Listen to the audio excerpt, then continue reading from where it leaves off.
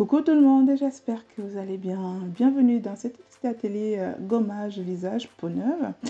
Et donc pour cela, on va directement aller dans la recette. Vous allez désinfecter tout votre matériel en amont, bien sûr. C'est juste pour rappel des règles d'hygiène pour la bonne fabrication des produits en fait. Et du coup, voilà, il va vous falloir une base de crème neutre, soit une base de crème hydratante. Si vous avez la peau grasse, ça va être une base de crème purifiante ou matifiante. Tout, peu importe vraiment ce que vous avez. Si vous avez une crème hydratante pour votre type de peau, prenez-la. Et donc derrière, vous allez prendre la glycérine végétale pour son côté hydratant et humectant pour favoriser la rétention d'eau dans les tissus. Il va vous falloir un petit citron de préférence naturelle parce que le citron est un excellent peeling.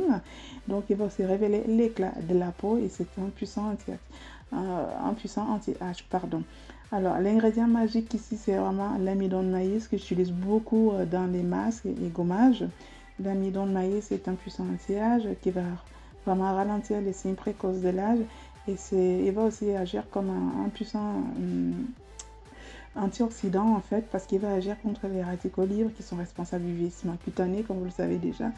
Et derrière il va vous falloir de la poudre de noyau d'abricot qui est ici comme l'ingrédient exfoliant. Donc voilà, je précise que si vous avez une peau plutôt atopique, sensible ou très fragile ou réactionnaire, il faut éviter ce style de gommage, préférez plutôt des gommages chimiques style enzymatique qui agissent tout seuls avec le procédé de lyse de cornéocytes. En fait, l'action chimique va tout simplement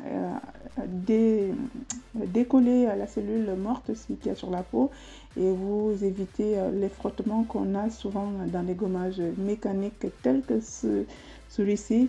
Moi, j'ai une peau mixte à grasse et c'est parfait pour mon style de peau, surtout voilà, parce que ça me permet aussi de lisser le grain de ma peau, d'avoir une belle peau lisse et lumineuse. Donc, on mélange bien le tout de façon à avoir une petite pâte homogène et toute lisse et qu'il n'y ait pas de granulés à l'intérieur. Et je peux vous assurer qu'il n'y a plus grand chose à rajouter dans votre gommage. Alors ici, je vais choisir une huile essentielle de tea tree. Vous pouvez mettre l'huile essentielle de votre choix. Si vous avez la peau par exemple sensible, pas trop non plus, vous pouvez choisir l'huile de cad, l'huile essentielle de cad, pardon. Si vous avez une peau normale, vous pouvez prendre de l'huile essentielle de tea tree, palmarosa. Il y a plein d'huiles essentielles pour la peau grasse par exemple, ça va être de la lavande, des feuilles de girofle, il y en a tout plein. Faites-vous conseiller à la rigueur pour le style d'huile essentielle qu'il vous faut en fonction de votre type de peau. Donc derrière, moi je vais rajouter une petite fragrance parce que voilà, je suis quand même assez adepte des cosmétiques maison qui sentent super bon. Sachant déjà que les huiles essentielles sont parfumées, vous n'êtes pas obligé de rajouter une fragrance. Mais pour des personnes qui sont peut-être sensibles, qui n'ont pas droit aux huiles essentielles, elles peuvent rajouter une petite fragrance. Ici, dans ce gommage, j'ai choisi une fragrance plutôt fleurie parce que je suis pour la cosmétique des filles et surtout visage. Je suis plus dans un univers fleuri, donc ça va être du jasmin, ça va être fleur de coton, fleur de lys, ça va être beaucoup de rose. De temps à autre, je rajoute un tout petit peu de vanille qui est plus un épice. Mais bon, c'est plus pour le corps. Ici, notamment, j'ai mis de la rose et du jasmin, ça sent super bon. Alors, je vais en rajouter de la vitamine E pour vraiment freiner le vieillissement cutané de mes cellules. En fait, si vous voulez, la vitamine E, elle va vraiment ralentir tout ce qui va être oxydation. Donc, du coup, il y a de l'oxydation dans un produit cosmétique.